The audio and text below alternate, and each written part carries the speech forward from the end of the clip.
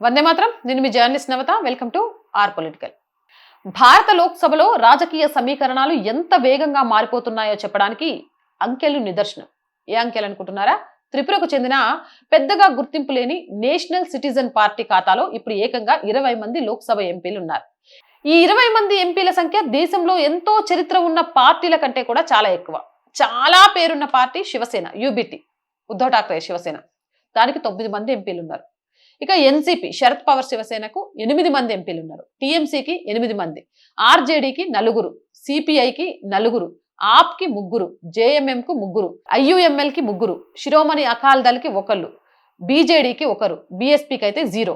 అంటే స్వతంత్రం వచ్చినప్పటి నుంచి ఉన్న పార్టీల ఎంపీల కంటే కూడా, దశాబ్దాలుగా చరిత్ర ఉన్న పార్టీల కంటే కూడా ఎక్కువ మంది ఎంపీలు.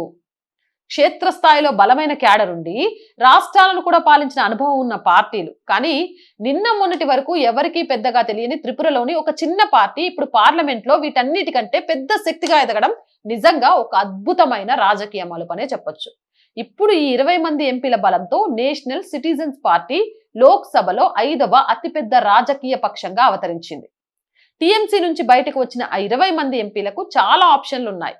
శివసేన లేదా ఎన్సీపీ లాగా కొత్త టీఎంసీని ఏర్పాటు చేసి ఉండొచ్చు, నేరుగా బీజేపీలో చేరి ఉండొచ్చు, లేదా ఇతర ఎన్డీఏ మిత్రపక్షాలైన టీడీపీ, జేడీయూలలో విలీనమై ఉండొచ్చు. కానీ వారు నేషనల్ సిటిజన్ పార్టీలో ఎందుకు చేరారు అనే సందేహం కూడా వస్తుంది కదా, అది కూడా చెప్తా చూడండి. రాజకీయ వర్గాల సమాచార ప్రకారం ఇది అత్యంత వ్యూహాత్మకమైన అడుగు. గత ఏడాది అమెరికాతో దౌత్యపరమైన ఉద్రిక్తతలు తలెత్తినప్పుడు ఎన్డీఏ మిత్రపక్షాలను ఆకర్షించి మోదీ ప్రభుత్వాన్ని బలహీనపరచాలని కొన్ని శక్తులు ప్రయత్నించాయనే ప్రచారం ఉంది. మోదీ, అమిత్ షా గారు ఈ విషయాన్ని గమనించి బెంగాల్ ఎన్నికలు ముగిసే వరకు వేచి చూశారు. మొదట ఆప్ ఎంపీల మద్దతుతో రాజ్యసభలో బలాన్ని పెంచుకున్నారు. ఆ తర్వాత లోక్సభ అంకగణితంపై దృష్టి పెట్టారు. బెంగాల్ కి చెందిన 21 మంది ఎంపీలతో కలిసి బీజేపీ బలం సుమారు 262కి చేరింది. మ్యాజిక్ ఫిగర్ 272 దాటడానికి మరో 10 మంది ఎంపీలుంటే చాలు. ఈ బెంగాల్ ఎంపీలను వేర్వేరు మిత్రపక్షాలకు పంచితే ఆయా పార్టీల బేరసారాలు శక్తి పెరిగి ప్రభుత్వానికి కొత్త తలనొప్పులు వచ్చే అవకాశం ఉండేది. అందుకే వారిని ఒకే కొత్త గొడుగు కింద ఉంచి ప్రభుత్వంపై ఎవరి పట్టు పెరగకుండా సంఖ్య మాత్రం తమకు అనుకూలంగా ఉండేలా జాగ్రత్త పడ్డారు. అబ్బబ్బబ్బా! మరి ఎన్డీఏ గూటికి చేరుకోబోయే తదుపరి పార్టీ లేదా ఎంపీల బృందం ఏది అనేది పక్కన పెట్టేస్తే, అసలు ఎవ్వరికి తెలియని ఒక రాజకీయ పార్టీని పార్లమెంట్ లో అత్యధిక ఎంపీలున్న 5వ రాజకీయ పార్టీగా నిలబెట్టారు. మిత్రపక్షాలు కూడా ఎప్పటికీ బీజేపీని బెదిరించడానికి ఆప్షన్ లేకుండా చేసిండ్రు. తమ అనుకున్న బిల్లులను పార్లమెంట్ లో సాధించడానికి కావాల్సిన మెజారిటీని సంపాదించిండ్రు. 1 షాట్ 3 బర్డ్స్. మొత్తానికి ఆలోచనలు మాత్రం శత్రువుకు కూడా అందవబ్బా.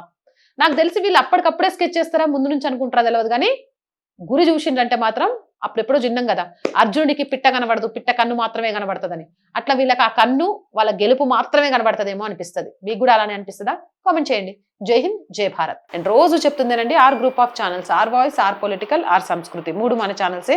So please subscribe our channels. Content బాగుంది అనిపిస్తే లైక్ చేయండి, షేర్ చేయండి, మీ అభిప్రాయాన్ని కామెంట్ చేయండి. అండ్ ఆర్థికంగా ఆర్ వాయిస్ కి చేయుతగా నిలవండి. ఆర్థికంగా సపోర్ట్ చేయాలి అంటే సబ్స్క్రిప్షన్ పక్కనే జాయిన్ అనే బటన్ ఉంది. 1 to 5 లెవెల్స్ ఉన్నాయి. ఏదో ఒక లెవెల్లో సపోర్ట్ చేయండి. లేదా స్క్రీన్ మీద గూగుల్ పే, ఫోన్ పేతో పాటు అకౌంట్ డీటెయిల్స్ ఉన్నాయి. మీకు తోచిన సహాయాన్ని అందించవచ్చు. వ్యాపార ప్రకటనల కోసం, మార్కెటింగ్ యాడ్స్ కోసం 8328 500 576 నెంబర్ని సంప్రదించండి. జై హింద్, జై భారత్.